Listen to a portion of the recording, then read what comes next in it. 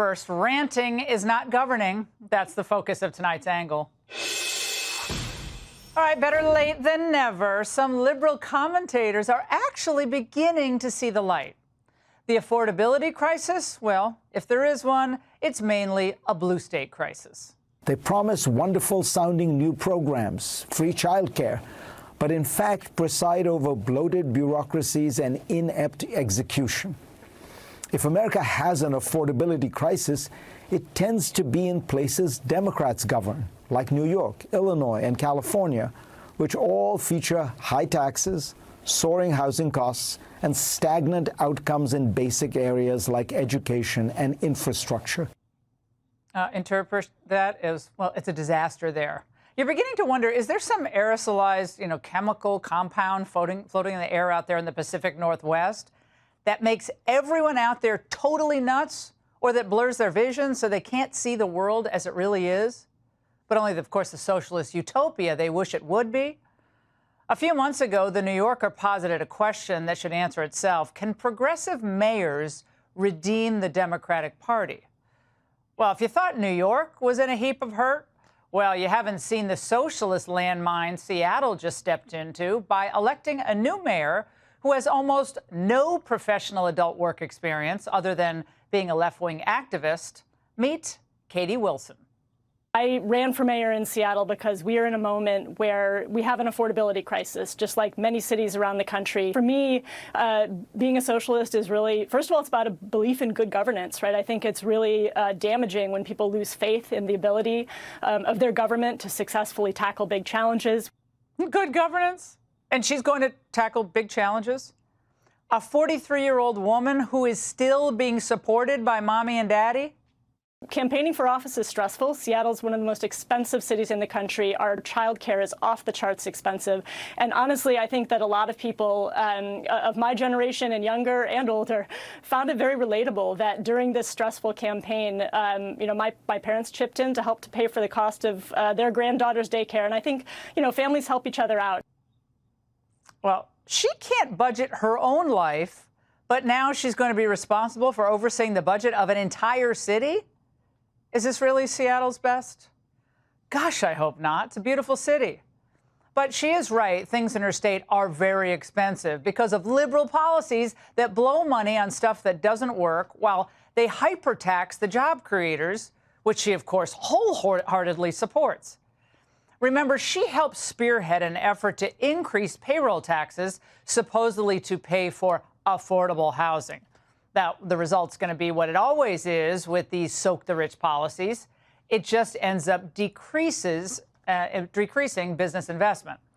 Remember, Amazon's already laying off more than 2,000 people in the Seattle area alone, and it's moving others outside of the city to Bellevue. So Seattle's new tax will only ensure that other businesses follow suit. And just like her ideological brother-in-arms, Zohran Mamdani, Wilson promised government-owned grocery stores, rent control across the city, universal summer childcare, and another tax on capital gains on top of the other tax she pushed through. Well, she says it will all rebalance the tax system. My friends, Katie can't even balance her own checkbook. Now it's the whole tax system she's got to handle on. Okay. Of course, Mayor-elect Wilson has a phenomenal roster of far-left mayors to emulate, however. After all, look at how well Chicago's Brandon Johnson's doing. When he's not spending most of his time defending the immigration rights of illegal alien gangbangers, murderers, rapists, he's figuring out ways to drive the last job creators out of his city. His $21 per employee per month proposed head tax is one of the worst ideas to come along since cashless bail. But how bad is it? Well, today, after 1 month of debate, the Chicago City Council refused to even advance the spending bill. Those are Democrats, by the way. This was an embarrassing public rebuke of an incompetent mayor. And, of course, Johnson's still refusing to withdraw his head tax proposal. But at least his allies in the Chicago public schools are having fun. The state office of the Inspector General finding that the district spent millions on luxury trips for staff. This included a Hawaii professional trip and 15 trips abroad. They were living large. Nearly 90% of CPS attendees stayed in hotel rooms that exceeded the spending limits, and at least 24 took round-trip Chicago-Las Vegas flights, costing more than $1,000 each. They also found, notably, when this conference was held in the Windy City itself, well, wouldn't you know that few of the public school employees attended. But it gets better. There were 15 trips to Finland, Estonia, Egypt, and South Africa, with optional side tours to a game park, a hot air balloon ride, and camel rides. That's good. How many of the public school students in Chicago know where any of those countries are that the teachers visited? And as they jetted near and far on the taxpayers' dime, the students they leave behind in Chicago, of course, are floundering. But remember, liberals care so much about the children. So much that they're working overtime to keep their cities overflowing with hundreds of thousands of foreign-born and illegal aliens. Rather than focusing on Americans first, school kids first, cities like Charlotte, North Carolina, have public schools whose budgets are being gobbled up by English as a second language students. And people were shocked to learn this week that out of a city of 900,000 residents, 150,000 are foreign-born. And instead of wanting illegal criminals and those with deportation orders removed from the state, Governor Josh Stein is simply doing what Democrats do. Well, he's lying. We've seen masked, heavily armed agents and paramilitary garb driving unmarked cars, targeting American citizens based on their skin color, racially profiling and picking up random people in parking lots and off of our sidewalks. This is not making us safer. It's stoking fear and dividing our community. Liberals just never fail to disappoint. Even when they promise, by the way, to do better, like San Francisco Mayor Daniel Lurie, he just replaced on his board of supervisors an individual who was recalled by the voters. Okay, fine, someone's recalled, big deal.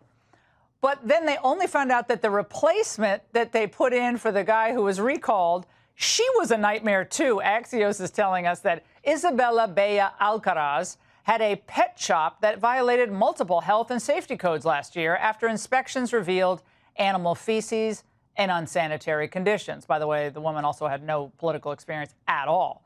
Now, we could go on and on about how cities and states are governed by liberals, progressives, socialists. And we will go on and on until Americans realize that if they want to save their cities, they're going to have to start electing real mayors and real governors who refuse to make the same mistakes that have destroyed urban America for decades.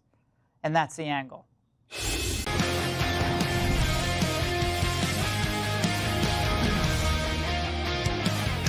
Michelle Obama will not stop whining. Do you think that that impacts the room that we've made for a woman to be president? Well, as we saw in this past election, sadly, we ain't ready.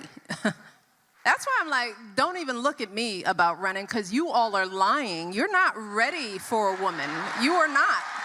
So don't waste my time. You know, we got a lot of growing up to do. She's telling us how she really feels. She's not proud of this country. Again, we're not ready for a girl boss. The closest we got to a girl boss was her husband. But she had Barry give the brothers the talk, and they didn't listen. So Michelle just put the country in timeout until you grow up.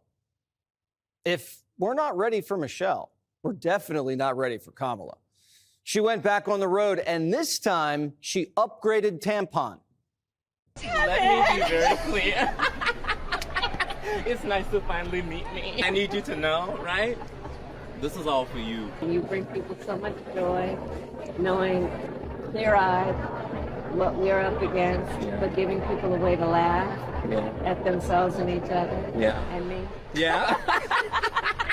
We have to, because to be clear, these motherfuckers are crazy. Kamala 2.0 hits different. She even has new material. I purposely say information and not facts, because 2 + 2 = 4 every day. That's a fact. The word salads are getting bigger. The cackling is getting louder. Kamala's showing up to the party and looking around like, where are the white dudes for Harris at?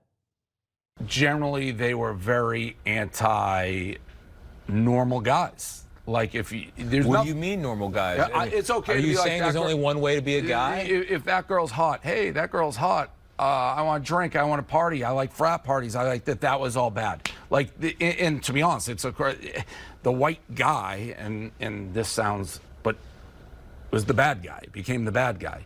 And there's a lot of white dudes who are like, well, I'm not the bad guy. Like, what are you getting mad at me for? Kamala wanted a white guy as her husband, but made the rest of us white guys feel like we weren't wanted. Maybe Doug liked being the bad boy, but that's not our thing. Guys are just trying to watch football, and these women are making a scene.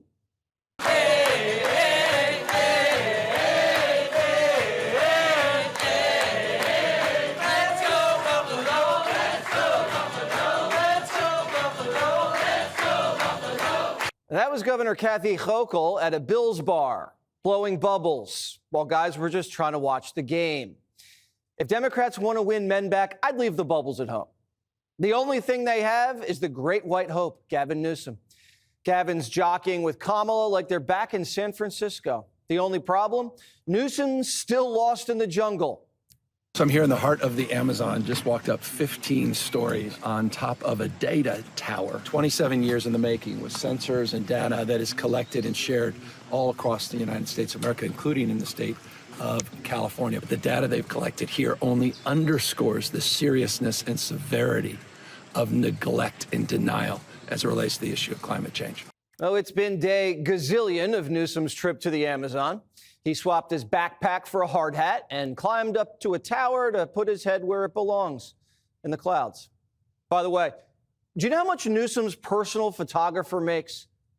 $200,000 a year just to take pictures of Newsom's hair in a rainforest. Gavin hasn't had this much fun since he steamrolled Chinese kids in the paint. Maybe someone should tell the governor, don't go native, go home. Southern California is underwater.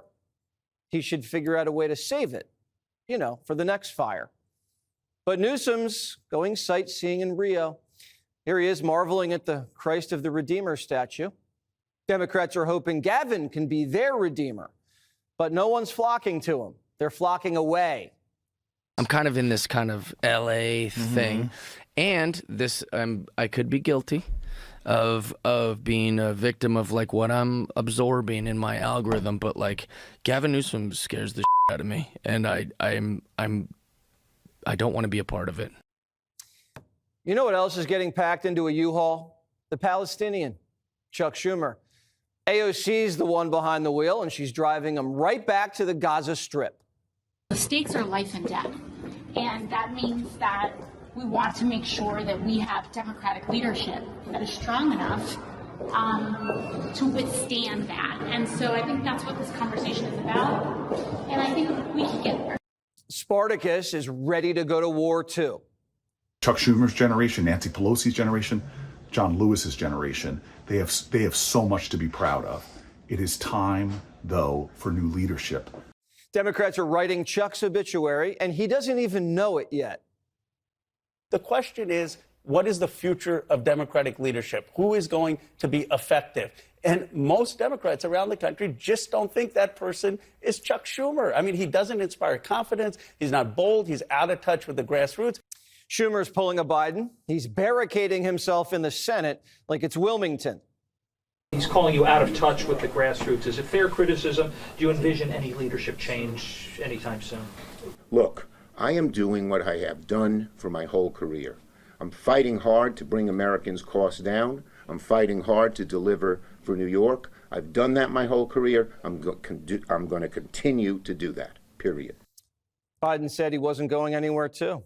Look what happened. Schumer held the country hostage, and now he's holding his own party hostage. He's like Jordan Belfort. He's not effing leaving.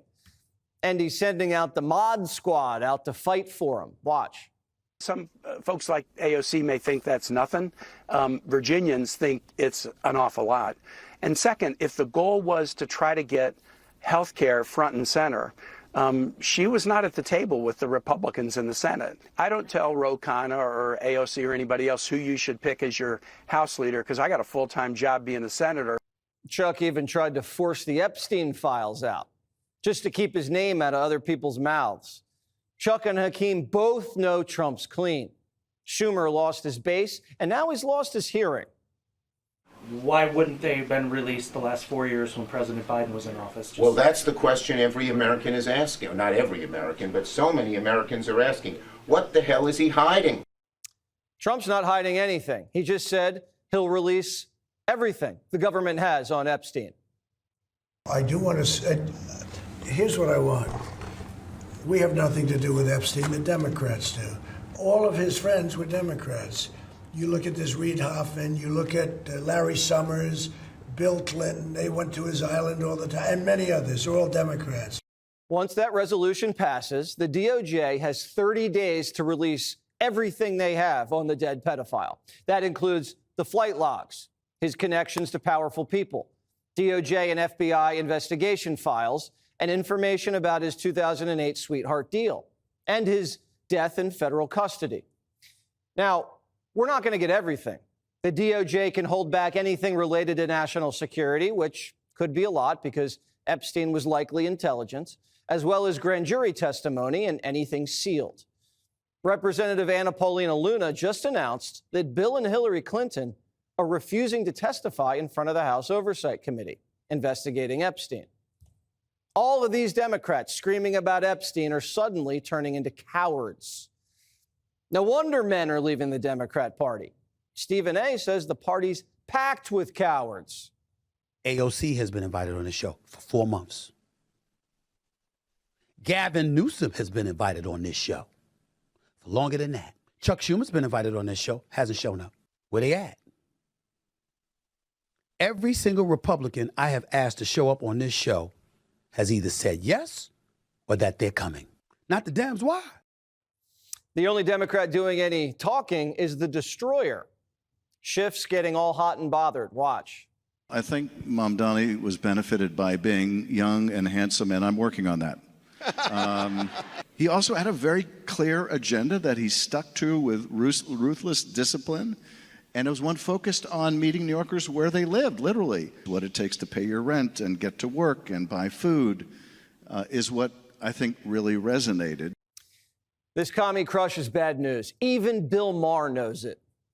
Finally, New World Democrats must recognize that Zohran Mamdani is the future of the party. Unfortunately, it's the Republican Party. Get it? And if you missed his victory speech in last week's mayoral election in New York, don't worry. You'll see it in every attack ad for the next 2 years. The party of Slick Willie's, the party of Commie Mamdani. The Ragin' Cajun's fuming. He wants the opposite of Mamdani, Jewish Josh Shapiro. If John Fetterman is the smartest person in the Democratic Party is in really, really, really deep trouble. Oh, wow. Really deep trouble. If I want to listen to somebody from Pennsylvania Democratic Party, I will listen to Governor Josh Shapiro every day, 7 days a week. Democrats are focused on trans, green scams, and just knifing each other in the back. Carville says you can't ignore it. You have to purge it. When one part of the coalition becomes destructive to the other parts, then it's time to reconsider your relationship with it. Now, the identity left, which I call it, or you can call it woke, we might just have to affirmatively attack it because it was so stupid and it was so unpopular and no one wanted to use that kind of language. And it was a giant mistake. But just because the Democrat Party's collapsing, Republicans can't take anything for granted. The American dream for some is still a stretch. And President Trump, after the last election, is really dialed in. He just wrapped up a McDonald's summit. I'm honored to stand before you as the very first former McDonald's fry cook ever to become president of the United States. As you may have heard, I'm also one of your all-time most loyal customers. You fed us very well, and I even got Bobby Kennedy to eat a Big Mac. And he told me he loved it. Bidenomics set this country back decades, and the president's launching an all-out push to reverse it. The word is affordable, and affordable should be our word, not theirs, because the Democrats got up and talked affordability, and they don't say that they had the worst inflation in history, the highest energy prices in history. Everything was the worst. It's year one, and it's not even Thanksgiving. This Thanksgiving, frozen turkeys are 25% cheaper, 25 cents cheaper per pound than last year. Walmart, Aldi's, Kroger's Thanksgiving, all less expensive than they were last year.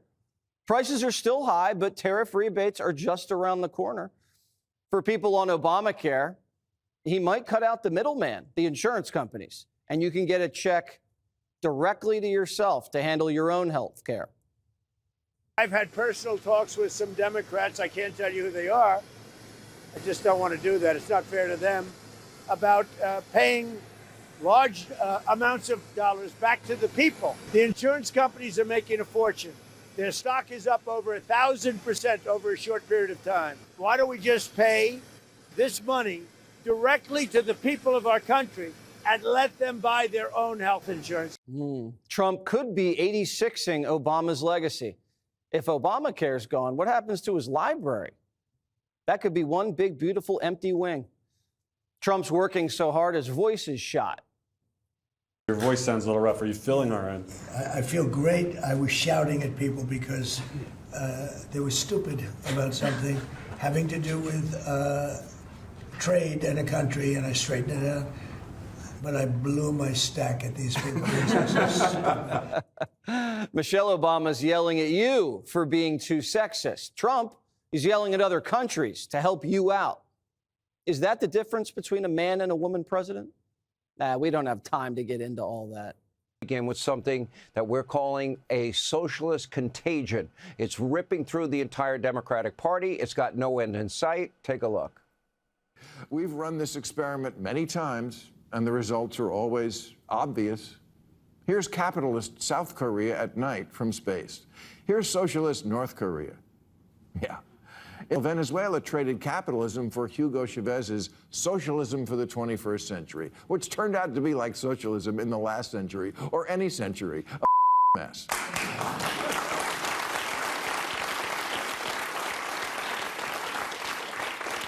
It turned one of Latin America's richest countries into one of its poorest. Low wages, high inflation, shortages, outages, 8 million people fleeing. If you think New York can somehow reinvent this wheel, you're in for a rude awakening. A rude awakening said, oh, yeah, Mamdani, best thing for Republicans. Bill Maher, by the way, more of a traditional Democrat, saying something that virtually all Democrats used to believe in. Now, socialism, communism, Marxism, whatever you want to call it, always ends the same way. Unfulfilled promises, more poverty, suffering, misery, and at the end of the day, you will calculate a loss of freedom that you have given up in the name of false security. Now, it is a vile ideology. It's based not in reality. It has resulted in tens of millions of deaths worldwide, but it's not stopping Democrats in New York City from easily electing an anti-Semitic radical with extremist ties. We affectionately call him Zoran Commie Marxist Mamdani. In fact, now you have New York Governor Kathy Hochul. She's now bowing at the altar of Mamdani, eager to support him in any way he needs and wants. She knows what's happening in the Democratic Party. She is the governor in name only in the state of New York. Meanwhile, just look at Democrats in Seattle, in Washington, who picked a 40-year-old socialist, by the way, still financially being supported by mommy and daddy, to be the next mayor over the incumbent Democrat. In Maine, Democrats there are lining up behind a pro-Antifa communist lunatic running for the Senate who until recently had a Nazi tattoo. Even the House Minority Leader, Hakeem Jeffries, he is now currently facing a primary challenge from a 27-year-old socialist BLM organizer, friend, and supporter of Mamdani himself. And Trump hater Dan Goldman, he could also be facing a very serious challenge from the left. And let's not forget AOC's thirst for power. Chucky Schumer's days, they are numbered. That is a fact. And meanwhile, a socialist community organizer is also challenging. Look at this in Los Angeles, Karen Bass. I didn't know it was possible to challenge Mayor Bass from the left, but apparently here is the moment we're living in. Even Spartacus himself is now calling for a political mutiny to make room for all the new young socialists that now are taking over his party. They're all bowing at the altar, trying to get on board that train. Take a look. Chuck Schumer's generation, Nancy Pelosi's generation, John Lewis's generation, they have so much to be proud of. It is time, though, for new leadership. The other generations, X, millennials, Z, it's time for us to step up. The stage is waiting for us to lead, not just the party, but the nation right now. Now, with socialism, Marxism taking full hold of the Democratic Party and they're catering to an increasingly radical base, they are also turning away scores and scores of voters who do not pass the political purity test. You've got to be politically pure in your socialism, Marxism. Take a look. What happened to the Democrats? Why did they lose so many young men? People often think I have the answer. My nutshell is generally they were very anti-normal guys. Like if you, there's what do you mean normal guys? It's okay. Are you like saying there's only one way to be a guy? If that girl's hot, hey, that girl's hot. I want to drink. I want to party. I like frat parties. I like that. That was all bad. Like, and to be honest, it's the white guy, and this sounds, but was the bad guy. Became the bad guy. And there's a lot of white dudes who are like, well, I'm not the bad guy. Like, what are you getting mad at me for? I wasn't here for colonialism or any of the stuff that you guys are complaining about. Now, Dave Portnoy, a guy's guy, except when he's around his favorite dog, Miss Peaches. Funniest stuff you'll ever see on the internet. Now, many Democrats are just simply living in another stratosphere. They're in their little bubble. They're shielded from reality, from their obsession with trans kids to their support for emptying prisons, to their support for unfettered, unvetted illegal immigration, to their constant hatred of all things Donald J. Trump. It really is an alternate universe. You're watching a movement that we've never witnessed in this country unfold right before your eyes. That's why you see unhinged riots just like this one all around the country against ICE agents, this one in North Carolina, and they're just trying to do their job, apprehend people that did not respect our laws, our borders, our sovereignty. Take a look.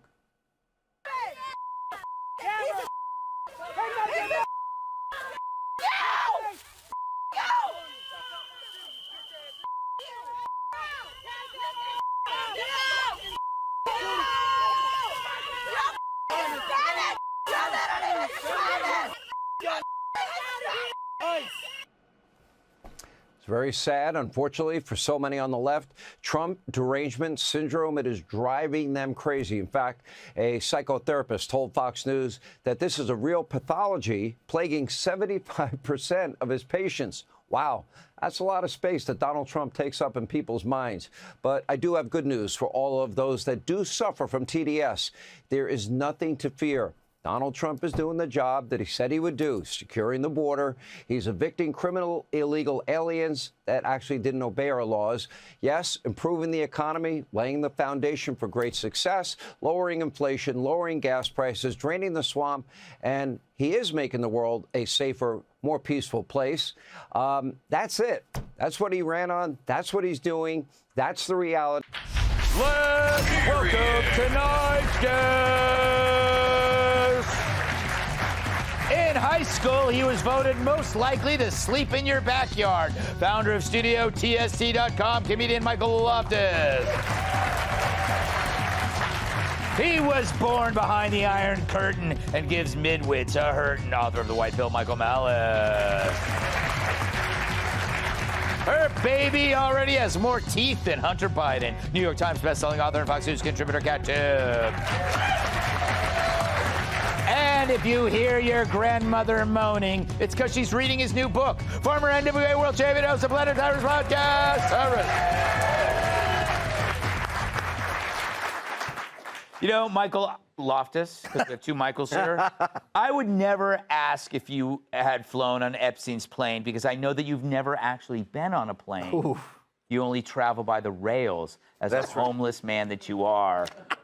And I don't know where I'm going. You don't know where. I just hopped the next one out of town. Yeah, with a can of beans and a rucksack. Yeah, all my belongings on a stick, tied to a bandana. And pictures of ladies you tore out of the JCPenney catalog. That keeps me going at night, Greg.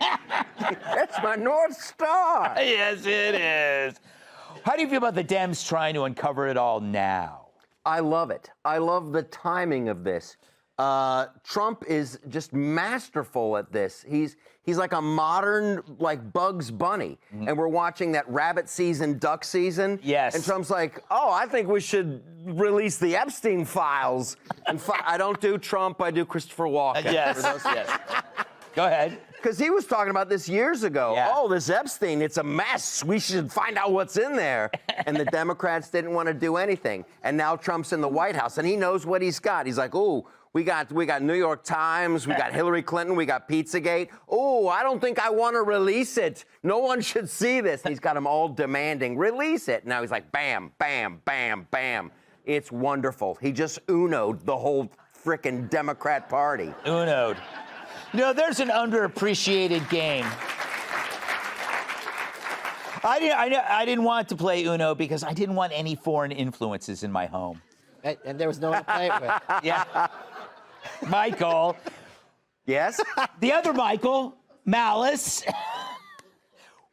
It's kind of amazing how big this story could be. This woman getting aid from Epstein in a hearing. It is kind of scary that pedophiles are running the government now. Can we go back to the days of like Dennis Hastert and Barney Frank when people were honest? Oh, that's a deep cut for this audience. Okay.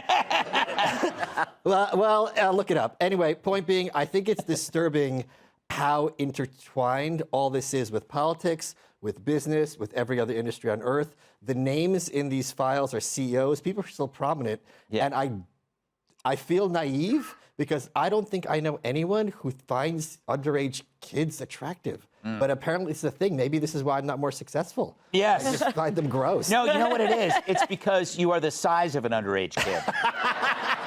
Malnourished. So that, you know, people like, yeah, exactly. You look like a really sick kid. From Romania. You should be in a commercial for sick kids. The cost of a cup of coffee a day. Yeah, yes. He looks 50, but he's 12. All right, Kat. Are you, like, kind of secretly pissed off that we have to cover this story? You know, yeah, I mean. But, think about Plaskett. No, it's bananas, right? Like, Yeah. it's like, I mean, I keep a lot of people in my life longer than I probably should. I know you're not a therapist, but you are kind of dressed like one. Thank you. I'm going to go for it. I brought the doll, so I need you to point at the parts of the doll. They don't really do that. No, I want you to point at where I touched the doll. The point being, like, I've heard a lot in my life, like, Kat, where are your boundaries, right? Yes. I definitely fall short of texting with a convicted sex offender. Yes. Not to brag. Yeah. I also don't think, like, to your point, I don't text with anybody who texts also a convicted sex offender. Like, how is this just a thing? That would be hilarious. You know what's funny is if somebody did that without letting you know, hey, Kat, I'm putting you on with blah, blah, blah. Yeah. He's a good friend of mine. Yeah. I don't, just how is this so normalized for people where it's like, you might not stop, you know, and be like, you know what? Yes, I really don't like Donald Trump, but maybe, just maybe, texting back and forth with this literal pedophile it's gonna be like a bridge too far for me. Yeah, you know what the thing is? It's kind of like, Tyrus, they think that Trump is so evil, they're willing to conspire with legitimately evil people because of their opinions that Trump is evil and he's not. Well, I think we're giving them too much credit because if you have a genuine hatred for somebody, you know, that inspires you. This is money-based. They're listening to whomever. Right. Epstein's cutting checks. He's calling shots. He wasn't texting her as a favor. He was giving her orders. Yeah. They worked for him. They didn't care, and they would probably say things, and this is horrible for the victims. And you hear, well, it's not like they were 8-year-olds. You know, they would make statements like that. There's a fine line between this and there's a fine, you know, in some countries they can get married at that age. So they would tell themselves those things. But let's not she was working, an elected official. Epstein didn't live in her district. Yeah. But he's telling her and it wasn't just her. We just saw, I guarantee that you look at anyone who came at him with anything, probably was on the Epstein bandwagon. Look at contributions. That's all. You want to see who's connected to the island, who's getting the checks. Yeah. You know, who's going to his dinner party? I'm be honest with you. I wouldn't go to, like, I have close friends, and if my friend got arrested for like a domestic abuse thing, like he was charged with something, but turns out the wife made it up. Yeah. I would still be like, nah, man, sorry, can't see you. It's too hot. You know, we gotta put some time between us because I don't know what's what, and I don't want to be connected by something like that. Let alone, oh man, I was accused of trying to diddle children. That's a deal breaker, bro. Yeah. Like, yeah, I'll never talk to you again. Yeah. Let alone while I'm sitting here going, man, I wish I had a joke. Ring, hello, diddler? Knock, knock. You click, hang up. But because he doesn't pay me. Yeah. This is what this is. That they didn't care what he did. It's always what we've been saying for like the last 8 years. So he cracks a few eggs, but his overall good is he helps us get where we need to go. Yeah. All right. Well, that's interesting and fun. Hey, Sean Hannity here. Hey, click here to subscribe to Fox News YouTube page and catch our hottest interviews and most compelling analysis. You will not get it anywhere else.